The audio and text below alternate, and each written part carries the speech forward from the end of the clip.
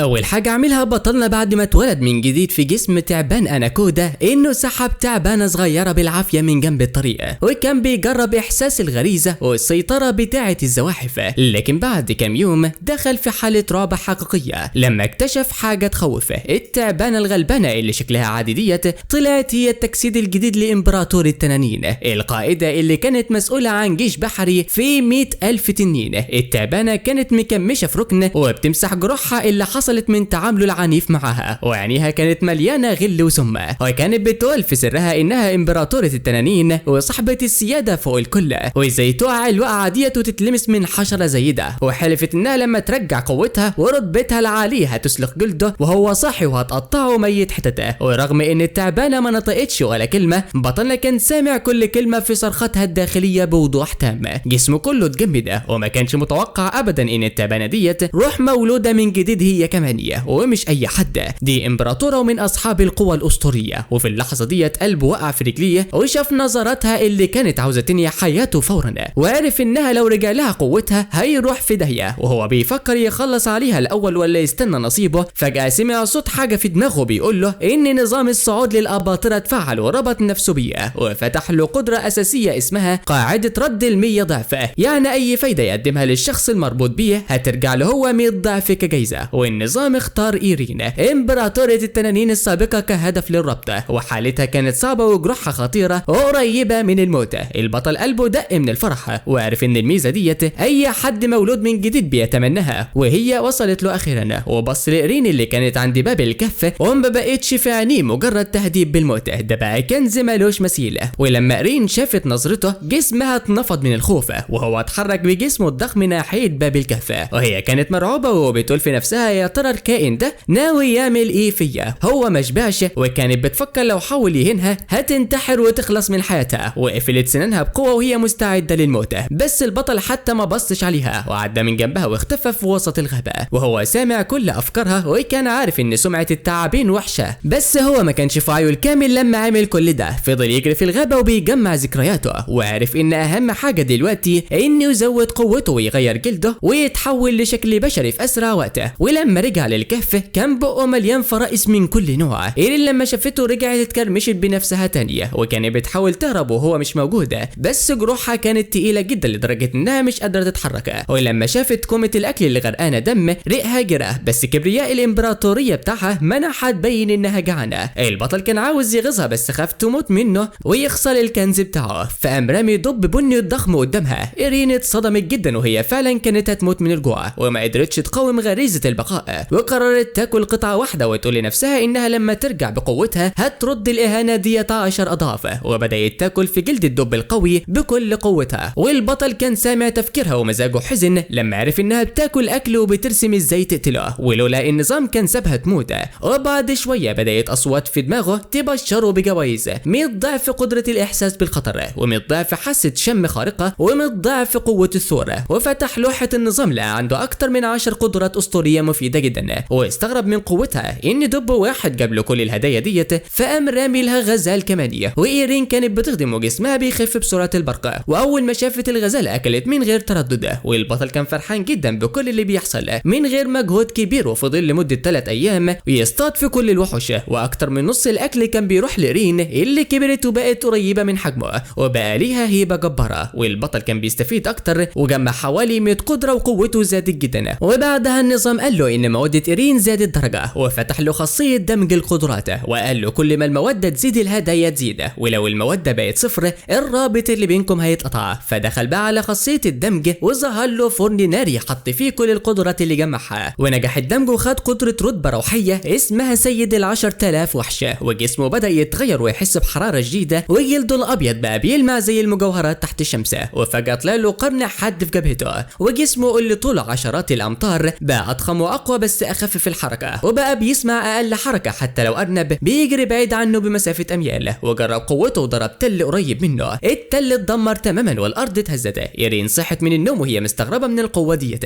هي بدات ترجع قوتها بس لسه بعيده عن قمتها. ولما شافت البطل فوق حطام التل وجسمه الابيض بيلمع وطوله اكتر من 60 متر، اتصدمت ان الكائن اللي كانت بتحتقره بقى في رتبه الروح اللي قريبه من طريق القوى العظيمه، وما كانتش فاهمه ازاي اتطور كده في 3 ايام بس، وهي كانت كانت مخططة تعذبه لما ترجع قوتها، بس لما شافت القرن اللي في راسه عرفت ان ده استيقاظ لدم التنين، وقررت انها لما ترجع هتركبه زي الحصان كل يوم وتذله. وهي كانت خايفة ان الاباطرة في الرتبة العالية يكشفوا مكانها ويبعتوا لها جندي يقتلوها، فكانت بقى محتاجة قلوب وحوش قوية علشان تسرع قوتها. والبطل سمع كل الكلام ده واتضايق انها لسه عاوزة تذله، بس شاف لوحة الخصائص بتاعته ولقى نفسه بقى تنين ابيض برتبة روح، وعرف انه لازم يوفر لها قلوب الوحوش علشان يكبر هو كمان. ورغم انه كان زعلان انه بقى زي الحمال اللي شايل شيلتها، بس في الاخر اتحرك وراح ناحية الغابة علشان يكمل صيده. وبعد 3 ايام صيد متواصل كل الكائنات الحية اللي في محيط 100 متر من الكهف يا اما اتمسكت يا اما هربت. فالمرة ديت التعابين قررت انها تدخل في قلب الغابة الغامضة، وقبل ما يوصل لرتبة الروح ما كانش بيتجرأ اصلا انه يقرب من الغابة ديت. ما كانش عنده فكرة اللي مستخبي جوه، لكن غريزته كانت بتصرخ فيه ان في حاجة مرعبة مستخبية. كل مرة كان بيقرب فيها كان الخوف بيوقفه، لكن الوضع دلوقتي اختلف خالص. التعبان وصل لرتبة الروح ومع قدرة سيد ال10,000 وحش، فدلوقتي هو داخل الغابة مش حاسس بأي خوف من اللي كان بيحسه زمان. وفي وقت قليل دخل في قلب الغابة الغامضة، وأول ما دخل حس بحاجة غريبة في الهواء. مجرد التنفس هنا بيخلي الواحد يحس برضا كبير، والتنفس ده بيدخل جسمه وبيتكثف في شكل قوة غامضة بتقوي في شكل التعبان بتاعه. التعبان اتفاجئ وقال في نفسه ان الطاقة ديت مش زي اي حاجة تانية، ممكن تكون ديت الطاقة الروحية بتاعة الارض اللي كان بيقرأ عنها في روايات الخيال. حس بالتغيير بيكبر جوه جسمه وعيني لمعت في لحظة. رفع راسه وبدأ يبلع الطاقة اللي حواليه بأسرع ما عنده، كان شكله زي المدمن. وفجأة ومن غير سابق انذار في صرخة بتاعة طائر ضربت في الهواء. ما شافش الطائر غير وهو نازل بمخالبه الحادة زي الموس ورامي نفسه عليه. التعبان ما ترددش اللحظة في الدفاع عن نفسه، لف جسمه بأسرع سرعة عنده، وفي اللحظة اللي المخالب كانت نازلة فيها ضرب التعبان بالأرض واتزحلق بعيد. فجأة سمع صوت كركر والمخارب خبطت في المكان اللي كان واقف فيه. الصخرة اللي كان واقف عليها كانت كبيرة واتكسرت لتراب في ثانية. التعبان لما شاف كده القشور بتاعته وقفت من الرعب، وقال في نفسه انه عنده حظ كبير انه اتحرك بسرعة. لو المخالب ديت كانت لمستني كانت هتخليني حتت. هو تعبان مش دود أرض، يعني لو اتقطع حتت يبقى اللعبة خلصت. الطائر لما شاف ان الضربة فشلت طار تاني في الهواء وبدأ ينزل عليه من تانية. التعبان لف جسمه وبدأ يهرب بأسرع سرعة عنده وهو بيشتم في سره. ايه نوع الطائر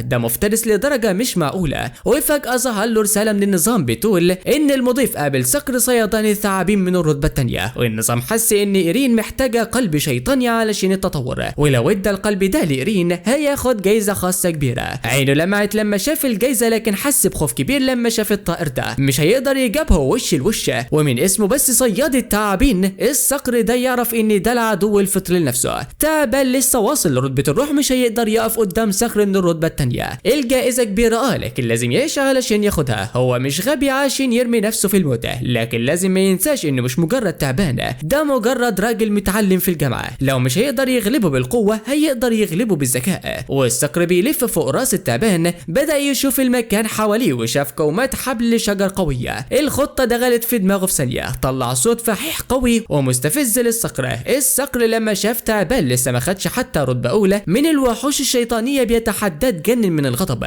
وطلع صرخة مرعبة ورمى نفسه على التعبان. التعبان كتم ضحكته وبدأ يزحف لمنطقة حبال الشجر اللي قدامه. الصقر لما شاف أول ضربة وقف لحظة ورمى نفسه تانية. سرعته كانت بتخطف العين، لكن الحمد لله التعبان وصل لرتبة الروح، وده ادى شوية طاقة روحية زودت قوته الجسدية وسرعته. كان زمانه بقاله حتت دلوقتي. حتى مع السرعة ديت كان في لحظات خطيرة الصقر كان هيلمسه فيها. التعبان بيهرب والصقر وراه لحد ما وصلوا لمنطقة الحبال، وفي اللحظة ديت الصقر نزل أسرع من أي مرة. التعبان ما هربش على طول، استنى لحد ما الصقر قرب منه وفي آخر ثانية رمى جسمه للجنب. الصقر عدى من جنبه ولمس في القشور بتاعته ودخل في قلب الحبال الشجرية المتشابكة. الصقر اتحبس في الحبال وما بقاش عارف يطير. التعبان كان بيتفرج عليه وهو بيقرفص والحبال بتلف حواليه أكتر وأكتر، وهو بيبتسم وبيقول يا طائر يا غبي أنا خلصت عليك. قرب من الصقر بحذر، لكن فجأة حس بقوة مرعبة بتضغطه من كل ناحية. اتفاجئ جدا وكان هيتفعص. ايه اللي بيحصل ده؟ رجع خطوتين لورا وحاول يثبت جسمه، ولما بص تاني شاف الحبال بتقفل على الصقر أكتر. ديت الفرصة بتاعته، لكن القوة الغريبة ديت خلته يتردد. وفجأة افتكر إن عنده قدرة أسطورية، هو مش أي وحش، ده سيد ال10,000 وحش.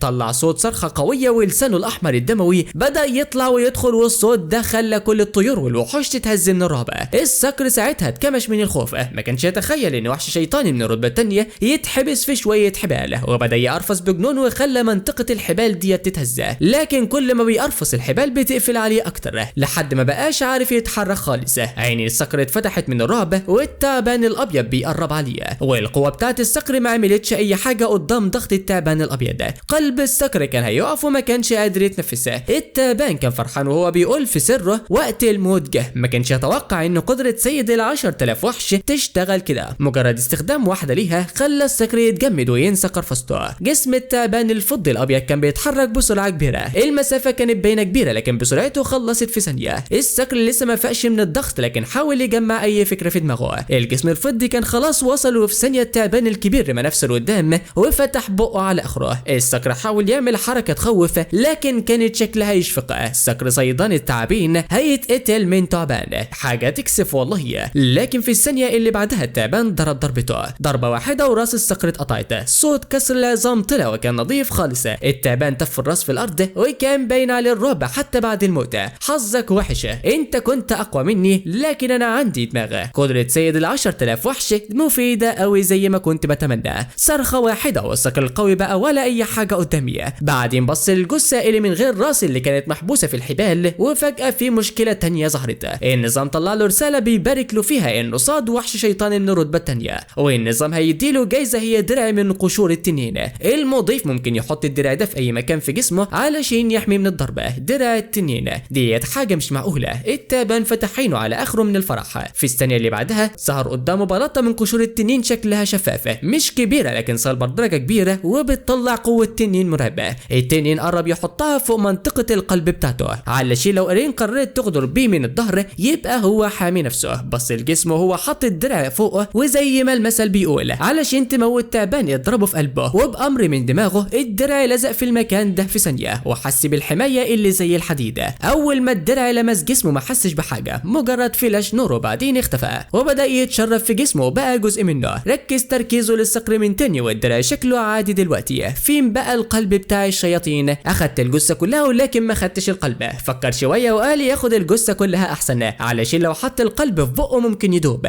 فهيسيبه جوه الجسم احسن دلوقتي. وبعد موت الصقر الطاقه بتاعته نزلت وفي موجه من الطاقه الشيطانيه بدات تطلع، حاجه تفتح النفس جدا. لكن التعبان قال ان القلب ده احسن يوديه لقرين علشان ياخد الجايزه اللي بتضاعفه 1000 مره. بدا يزق بقى جسمه في وسط الحبال وبيستعمل كل قوته علشان يسحب جثه الصقر لبره. الايد البشريه كانت تخلي الموضوع اسهل بكتير. التعامل مع الحبال وانت تعبان ديت كابوسه. بس الجسم الكبير وصوته وهو ساحب جثه الصقر وراه بدا يرجع في الطريق بتاعه. لازم اوصل القلب ده للين ويشوف هيعمل فيه ايه. هو حاسس انه هيموت علشان يشوف قلب التنين من الرتبه الثانيه هيرفعه قد ايه، وقال في سره انه محتاج دماغ علشان يوقع وحش من الرتبه الثانيه. وحس ان دماغه بتنغز عليه علشان هو ذكي جدا، وبدا يزحف في الغابه وهو اخد باله من نفسه علشان ما يقابلش صقر ثانيه. وفجاه شم ريحه حلوه او غنيه مش سكر، لا دي طاقه روحيه، طاقه مركزه قوي جايه من الاتجاه دي طاقه روحيه. ايه الاحساس اللي بيخلي الواحد يحس بالراحه؟ بس دي اقوى بكتير من اي حاجه حسيتها قبل كده. حتى بعد ما اتعودت على الطاقه الروحيه في الكام يوم اللي فاتوا، المره دي حسيت بيها زي اول مره. فكر انه لازم يروح يشوف في ايه، ممكن يبقى في حاجه حلوه مستنياه هناك. وافتكر ان المكان اللي فيه طاقه روحيه كبيره بيبقى فيه كنوز نادره، ممكن تكون ديت حاجه خياليه. الفكره خلته يزحف اسرع والفرحه مش سايعه. كل ما بيقرب الطاقه بتبقى اكتر، لكن المنطقه مش كبير قوي. في دقائق ظهر المصدر بتاع الريح، حوض ميه مش كبير قوي. بص عليه وهو مستغرب، مجرد حوض ميه كبير شويه امطار والميه بتاعته صافيه قوي. ولما بص اكتر شاف خيالات من الضباب الابيض طالعه من الميه وبتطاير في الهواء. حس بيها قوي. الضباب ده هو طاقه روحيه بتتكثف في شكل ضباب. ديت الحاجات اللي ما بتطلعش غير في الاماكن المقدسه بتاعه القوى الاسطوريه. انا لقيت كنز،